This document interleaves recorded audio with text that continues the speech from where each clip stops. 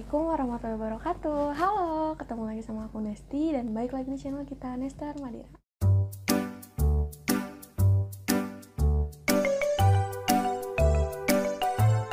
Sebelum mulai, aku juga mau bilang sama teman-teman semua, buat teman-teman yang masih belajar di rumah, masih school from home, tetap semangat dan tetap jaga kesehatannya. Jangan lupa kalau misalkan keluar rumah tetap patuhi protokol kesehatan yang sudah dibuat, seperti memakai masker, mencuci tangan, dan juga menjaga jarak aman.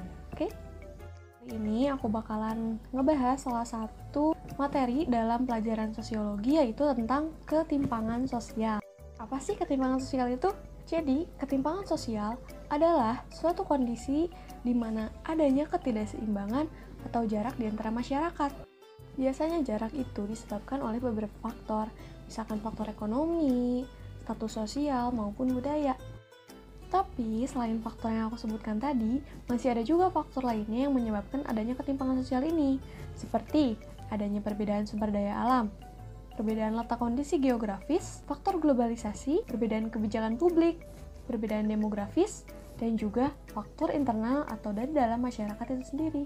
Nah, selain itu juga, ketimpangan sosial ini punya banyak banget bentuknya, alias nggak cuma satu doang nih ketimpangan sosial, tapi ketimpangan sosial itu punya 6 bentuk.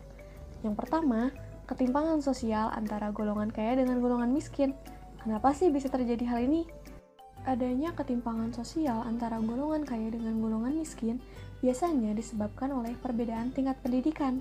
Biasanya, masyarakat menengah ke bawah itu memiliki tingkat pendidikan yang lebih rendah daripada masyarakat menengah ke atas. Itulah kenapa bisa adanya ketimpangan antara golongan kaya dengan golongan miskin. Kayak gitu. Berikutnya, ada ketimpangan sosial antara pemilik modal dengan buruh. Kenapa sih bisa terjadi hal seperti ini? Banyak pengusaha atau pemilik perusahaan yang masih memberikan gaji kepada karyawannya di bawah UMR. Selain itu juga, biasanya nih, beban kerja mereka itu lebih berat atau lebih besar daripada upah yang diberikan kepada mereka. Itulah kenapa masih ada ketimpangan antara pemilik modal dengan buruh. Selanjutnya, ada ketimpangan pembangunan. Ketimpangan pembangunan ini nih banyak banget kasusnya. Contohnya di Indonesia ya. Di Indonesia sekarang itu pembangunannya masih belum merata. Pembangunan di Indonesia ini masih terpusat di Pulau Jawa aja, sedangkan pulau lainnya masih terbengkalai. Contohnya di Papua. Kalian bisa lihat kan perbedaannya antara pembangunan di Papua dan juga pembangunan di Pulau Jawa. Itu tuh beda banget ya. Dan ini tuh harus menjadi perhatian kita supaya kelak nanti kita bisa membuat pembangunan di Indonesia itu menjadi merata. Kayak gitu. Berikutnya, masih ada kaitannya dengan ketimpangan pembangunan, yaitu ketimpangan kesempatan. Nah, hal ini juga masih berhubungan dengan yang tadi karena ketimpangan kesempatan itu biasanya dialami oleh daerah pelosok dengan perkotaan. Contohnya di bidang pendidikan. Ketimpangan kesempatan di bidang pendidikan itu banyak banget kasusnya dan sangat terlihat jelas di Indonesia ini.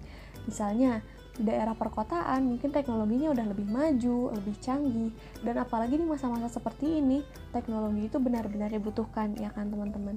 Nah, sedangkan di daerah pelosok itu, teknologi masih minim, jangankan teknologi listrik aja kurang atau bahkan belum ada. Nah, itu contoh dari ketimpangan kesempatan. Selanjutnya, ini nih, lagi banyak di Indonesia, lagi rame nih. Apa nih? Ketimpangan antara budaya lokal dengan budaya global.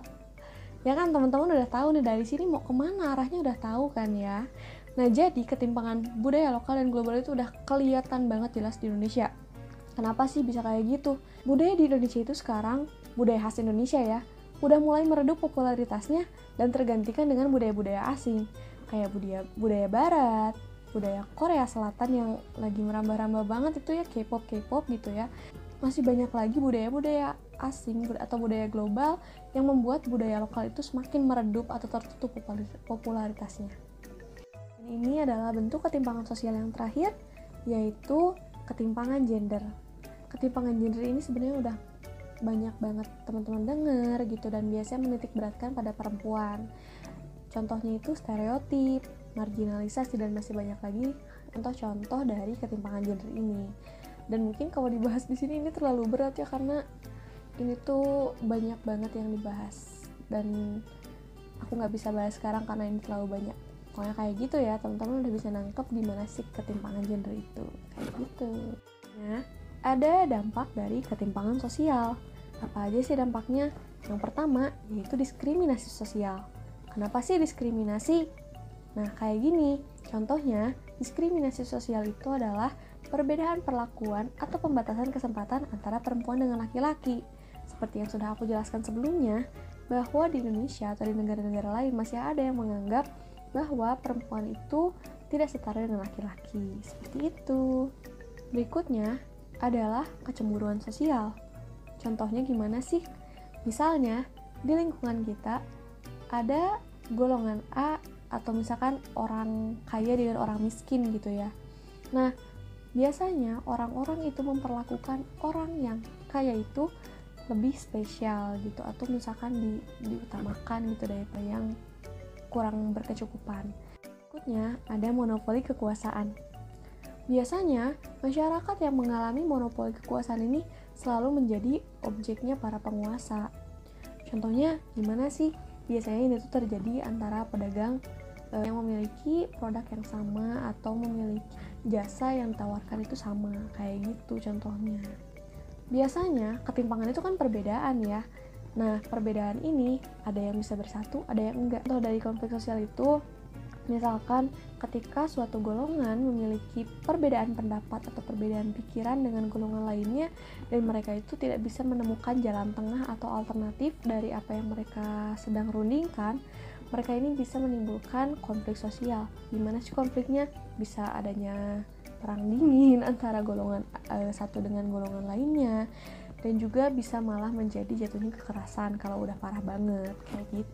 Gimana sih caranya kita menghadapi atau menangani adanya ketimpangan sosial di sekitar kita itu?